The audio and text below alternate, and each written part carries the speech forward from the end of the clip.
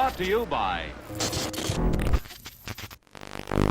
With the immediate cult status of Michael Dougherty's Trick or Treat, and its iconic spirit of Halloween, Sam, it was only a matter of time before others took to the streets and began to craft imitators. Of course, none would ever capture the same magic that Dougherty found beneath the raggedy old mask and patchwork coveralls. However, some have had some fun trying.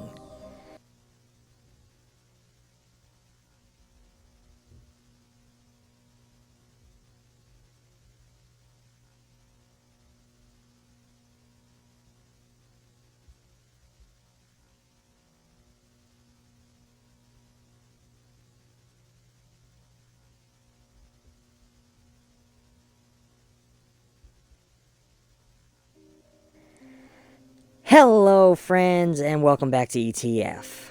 While not the greatest film to ever grace the Halloween scene, Black Pumpkin brings us two preteens who are forced to fight for survival on Halloween after they awaken an evil entity.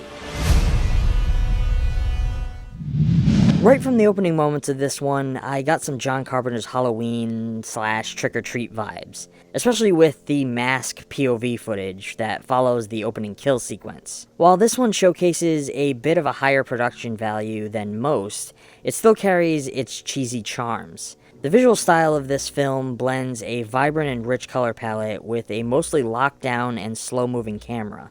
Though it does start to work in more handheld elements as the plot progresses, and begins suffering from some terrible focus issues here and there. Some of the visual elements, like text on screen, don't really work well.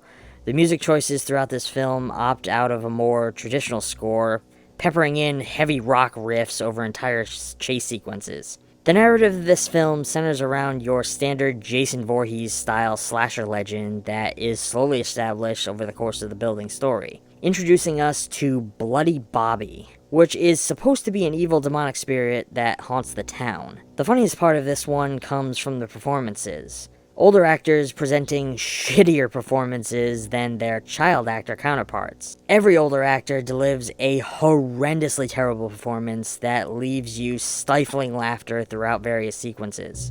The film carries with it most of the earmarks of John Carpenter's Halloween, stealing basically every major sequence and twisting it to fit its own story. This one quickly takes its reins as a standard slasher film, complete with gratuitous sex sequences in the stabbing cabin van, stabbing synth music elements, and an overly bloody murder spree.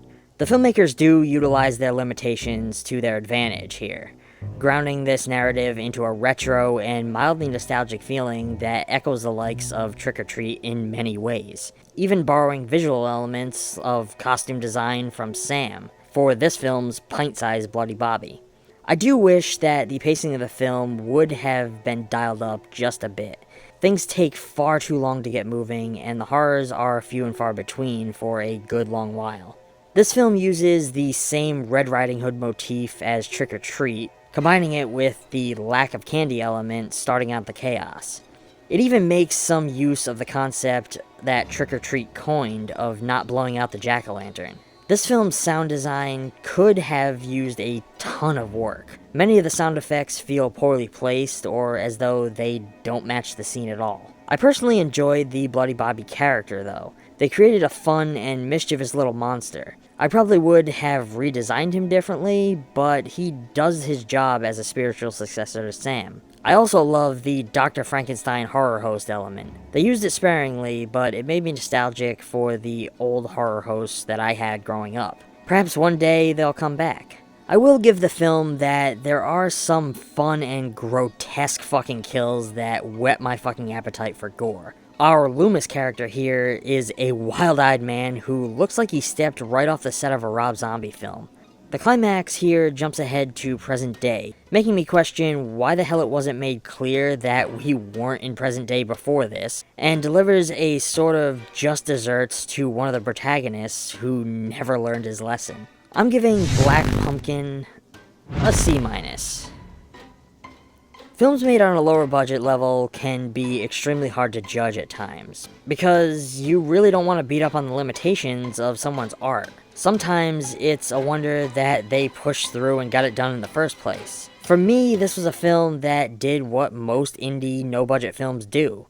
It borrows elements from its influences and tries to twist them to its own means. And despite the fact that it's extremely derivative of its source material, it is utilized pretty well and made for somewhat of a fun experience overall. I think that there is talent here, and possibly a bright future for those behind this one. This could be a fun little horror to throw on this Halloween.